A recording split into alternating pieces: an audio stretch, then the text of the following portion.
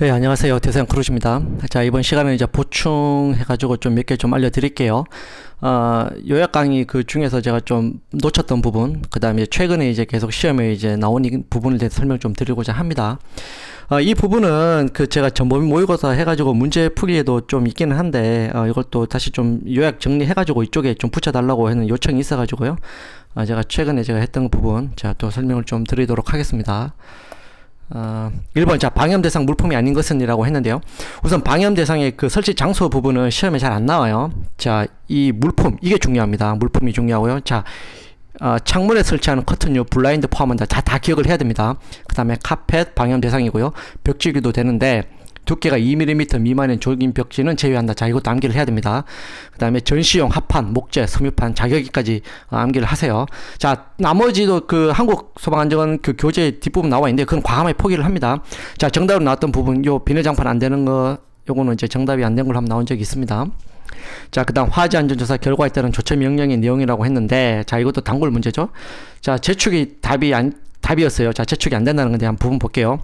소방관서장은 화재 안전조사 결과에 따른 소방 대상물의 위치, 구조, 설비 또는 관리의 상황이 화재 예방을 위해 보완될 필요가 있거나 화재가 발생하면 인명, 재산의 피해가 클 것으로 예상되는 때에는 관계인에게 자, 그 소방 대상물의 개수 고쳐서 써라 이거죠. 그 다음에 이전해라, 제거해라, 사용의 금지, 제한, 사용 폐쇄, 공사의 정지 또는 중지, 또 그 밖에 필요한 조치를 명할 수 있다고 했어요. 자, 이거 어떻게 다 기억합니까? 시험 그 정답에 재축 안 된다는 거. 자, 이것만이라도 암기를 하고, 자, 넘어가면 돼요.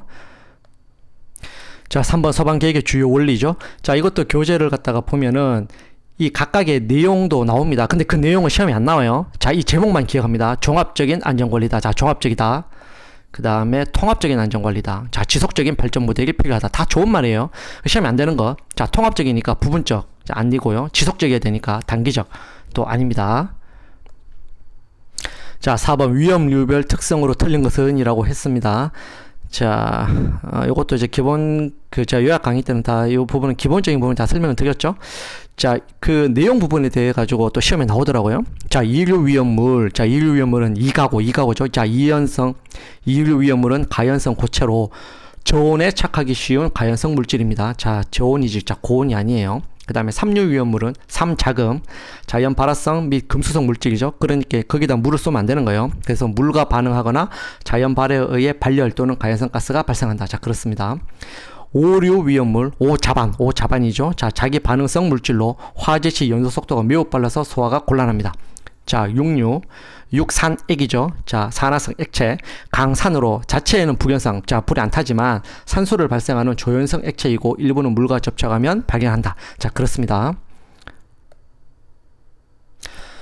자, 5번 위험류의 종류별로 위험성을 고려하여 제조소 등에 설치하고 등에 있어서 최저의 기준이 되는 수량은 이라고 했어요. 자, 이것도 제가 요약 강의 때 이제 설명을 드렸는데, 자, 답은 지정 수량입니다. 자, 좀 헷갈리게 나오죠? 자, 허가, 저장, 보관 이런 거, 자, 쏘면 안 돼요. 자, 지정 수량입니다. 지정 수량.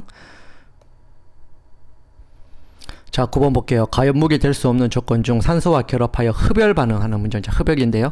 제가 요약 강의 때는 제가 가연무기 될 수 없는 조건이라 그래가지고 불활성 기체, 즉 안에 그래가지고 헬륨, 네온, 아르곤 설명을 드렸죠. 자, 어차피 그 돌흙이야 어차피 불이 안 타는 건 여러분들 다 아실 테고요. 자, 그 다음에 물과 그 다음 이산화탄소는 산소와 화학 반응을 일으킬 수 없는 물질이라고 제가 설명을 드렸고, 자, 헬륨, 네온, 아르곤 이거는 이제 산소와 결합하지 못하는 기체, 자, 불활성 기체라고 설명을 드렸어요. 그래놓고 마지막에 제가 그 흡열 하는 물질로는 자, 질소, 그 다음 질소 산화물이라고 해놓고 굳이 구별하지 말라고 했는데, 자, 구별하는 문제가 나와버렸어요. 자, 흡열 반응하는 물질은 자, 질소입니다. 질소, 그 다음에 질소 산화물이니까요. 자, 질소 나오면은 흡열 반응 물질이라고 하시면 돼요. 자, 안 타요. 불이 안 탑니다. 자, 그 다음 10번 자동 방화 셔터에 대한 설명인데요. 자, 가번 피난이 가능한 60분 플러스 그 다음에 방화문, 그 다음 또는 60분 방화문으로부터 1m 이내에 별도로 설치할 것이라고 했어요. 자, 자동 방화 셔터가 이제 천장에 이제 이렇게 있다가 상부에 보면 이렇게 감지기가 있어요. 자, 그래서 답은 봅니다. 자, 불꽃이나 연기를 감지한 경우 일부 폐쇄되는 구조일 것이라고 했어요. 즉, 불꽃 감지기나 연기 감지기를 이제 연기가 이제 감지가 되면요, 이 부분이 이제 반 정도 내려옵니다. 그러다가 랍은 열을 감지한 경우, 즉 열 감지기가 동작을 하면요, 이것이 다 내려오게 돼 있어요. 그리고 여기 3m 이내에 방화문이 이렇게 설치가 됩니다. 그것이 바로 60분 플러스 방화문, 그 다음에 60분 방화문인 거예요. 따라서 1m가 아니라 3m가 됩니다. 그 다음에 이 자동 방화 셔터는 전동 방식이나 수동 방식으로 개폐할 수 있을 것. 자, 그렇습니다. 자, 다 기억을 해요. 자, 11번. 자, 선임에 대한 부분입니다. 자, 이것도 시험에 나왔죠?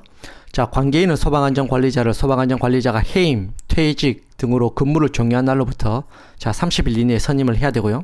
선임한 날로부터 14일 이내에 자, 신고를 해야 됩니다. 신고는 14일이고요. 자, 그 다음에 이제 선임 연기 부분이 나오죠?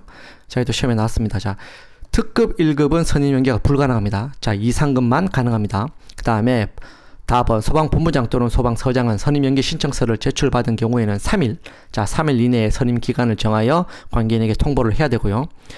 소방안전관리자 선임연기 기간 중 소방안전관리 업무 수행자는 그 소방안전관리 대상물의 관계인이 됩니다. 자, 12번 볼게요. 소방안전관리 대상물의 소방안전관리자 업무가 아닌 것은 이라고 했고요. 자, 라번이 한번 나온 적이 있죠. 위험물 탱크 분석조사. 당연히 안 되겠죠. 이런 것까지 안전관리자분이 할 수는 없습니다. 자, 자위소방대 및 초기 대응체계 구성, 운영, 교육. 자, 그렇죠. 소방시설이나 그 밖에 소방 관련 시설에 관련 당연하죠. 소방계획서의 작성, 시행. 자, 그렇습니다. 13번 자위소방대 인력 편성에 대한 설명 중 틀린 것은 이라고 했고요. 자, 정답은 라번 나온 적이 있죠. 자, 소방대원을 반드시 포함시켜야 된다. 자, 자위소방대는 이 공무원분들 아니에요. 그 다음에 소방관들 포함시키지 않습니다. 가번 자유소방대원은 대상물 내 상시 근무하거나 거주하는 인원 중 자유소방 활동이 가능한 인력으로 편성한다 그러죠. 그 다음에 최소 편성 인원은 자 2명 이상이고요. 그 다음에 초기 대응 체계 편성 시 1명은 자 반드시 수시반 들어가야 돼요. 근무를 해야 됩니다. 자, 다 기축이죠. 건축물의 높이 산정에 대한 부분도 자 나왔습니다. 자, 건축물의 높이는 지면으로부터 해당 건축물 상단까지 높이로 한다라고 되어 있고요. 건축물의 부분에 따라 층수를 달리할 때는 가장 많은 층수를 그 건축물의 층수로 봅니다. 그 다음에 층의 구분이 명확하지 아니한 건축물은 자 4m마다 하나의 층으로 봅니다. 한 개의 층이 이제 몇 미터인지 분명하지 않을 때는 그 높이를 4m로 보는 거예요. 자, 라버는 자 무시를 하십시오. 자, 그 다음 방수압력 및 방수량 측정에 대한 부분도 자 시험에 나왔죠. 자, 반드시 직사관청을 이용하여야 측정해야 됩니다. 자, 그러죠. 이렇게 있고요. 여기다가 이제 피토 게이지를 갖다가 달아가지고 이제 물을 쏘면은 이 압력계를 갖다가 보고 이제 측정을 하는 것인데 당연히 직사광청이 돼야 됩니다. 그러죠. 자, 방수 시 물속에 존재하는 이물질이라든가 공기 등이 완전히 배출된 후에 측정한다. 자, 상식적인 부분이죠. 방수 압력 측정계는 봉상 주수 상태. 자, 그러죠. 자, 이거 몽둥이 그걸 성대하면 됩니다. 물 이게 이제 몽둥이처럼 이렇게 직사 쫙 나간다는 걸 그 상태를 의미하는 거예요. 그 상태에서 이제 직각으로 측정해야 됩니다. 자, 기구 자체가 이런 거예요. 딱 직각으로 이렇게 있는 거예요. 자, 방사형 관창을 사용 시 물의 양을 더 늘려야 된다. 자, 방사형 아닙니다. 자, 계속 설명을 드렸죠. 봉상 주수니까 이 직사관창해야 됩니다. 방사광청을 하면 물이 자 이렇게 각도가 더 넓어져 가지고 이렇게 이제 방수가 되는 거예요. 자, 그 다음 유도등 결선 이 부분도 나오는데요. 자, 2선식 유도등, 그 다음에 3선식 유도등, 이 차이점을 갖다 묻는 문제가 나와요. 자, 이거는 이 그림은 제가 여러분들 그 이해도를 높이기 위해서 제가 그림을 이제 그려놨고, 이 뭐 개통도라든가 이 배선 설치하고 얘기하는 건 이거는 시험에 안 나와요. 시험에 안 나옵니다. 자, 일단 볼게요. 자, 2선식 유도등인데 어쨌든 이 선이 3개가 나가요. 3선식이니 또 선이 또 3개도 나갑니다. 자, 이게 이제 2선식이고요. 보면 이 하얀색은 이제 누전 차단기로 가고 빨간색 부분하고 까만색도 중간에 결합을 해가 누전 차단기로 갑니다. 여기 이제 뭐 상용 전원이 이렇게 있겠죠. 이런 식으로 누전 차단기로 다 가는 거예요. 근데 이 부분은 이제 3선식이고요. 자, 빨간색이 이제 화재 이제 수신기로 들어가는 거예요. 하나가 들어간다고 생각하시면 되는 거예요. 자, 이런 차이가 있다는 것만 이해를 하시고 이 결선 이거는 시험에 안 나옵니다. 자, 중요한 거는 바로 뒷부분이 시험에 나오는 거예요. 자, 이 부분이 시험에 나옵니다. 자, 2선식 유도등은 평상시에는 점등이 돼요. 자, 계속 불이 켜져 있습니다. 화재 시에만 점등되는 게 아니에요. 전원이 차단되어도 유도등 내 예비 전원 안에 뭐 배터리 같은 게 있어요. 거기에 그게 있어가지고 계속 점등이 됩니다. 당연히 평상시에는 배터리는 이제 상용 전원에 의해서 충전이 되고 있죠. 자, 예비 전원 점검 방법인데 유도등 외부에 점검 스위치라고 있으면 여기 이제 딱 보면 누를 수 있게끔 돼 있습니다. 또 글자로 점검 스위치라고 또 돼 있어요. 그걸 갖다가 딱 누르면 한번 좀 약간 깜빡거리는 그런 느낌이 있다가 다시 또 불이 켜집니다. 그래서 점검 스위치를 누르면 예비 전원으로 점등되는지를 확인할 수가 있습니다. 자, 이제 삼선식인데 이 삼선식은 평상시에는 꺼져 있어요. 꺼져 있다가 화재 시 수신기로부터 전원을 입력받아 켜집니다. 아까 그 선 하나가 이제 수신기로 갔죠. 자, 그걸 기억을 한번 해보시고요.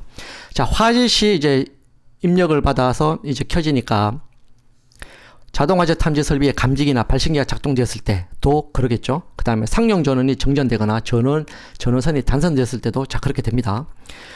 2번 수신기에서 점등 스위치를 조작해서 점등을 확인할 수가 있습니다. 자, 평상시에 꺼져 있다고 했으니까요. 설치 위치를 한번 보십시오. 외부의 빛에 의해 피난구 또는 피난 방향을 쉽게 식별할 수 있는 장소에 설치가 되겠죠. 평상시에 꺼져 있으니까요. 특정 소방정상물의 관계인 또는 종사원들이 주로 사용하는 장소니까 이것도 꺼져 있더라도 충분히 가능하다 이겁니다. 그 다음에 당연하죠. 자, 어두워할 필요가 있는 장소. 자, 이 부분 설치 위치입니다. 자, 그 다음 객석 유도등의 설치 장소인데요. 자, 이 각각의 그 유도등 그 적응하는 그 표가 있잖아요. 자, 이걸 다 암기할 필요가 없어요. 자, 맨 위에 보면 이제 뭐 다른 유도등도 있고 객석 유도등도 있는데 자, 이 한 줄만 기억을 합니다. 공연장, 집회장, 관람장, 운동시설에는 객석 유도등 설치 가능해요. 그 다음에 수련시설에는 이제 설치가 불가능합니다. 그 위치는 이제 요약 강의 때 설명을 드렸죠. 다 통바벽이라고 했죠. 통바벽으로 암기하시면 돼요. 자, 통로, 바닥, 벽 있습니다. 자, 18번 연소 생성물 부분인데요. 자, 일산화탄소가 있는데 일산화탄소 나오면 헤모글로빈 나오면 무조건 일산화탄소 찍으시면 됩니다.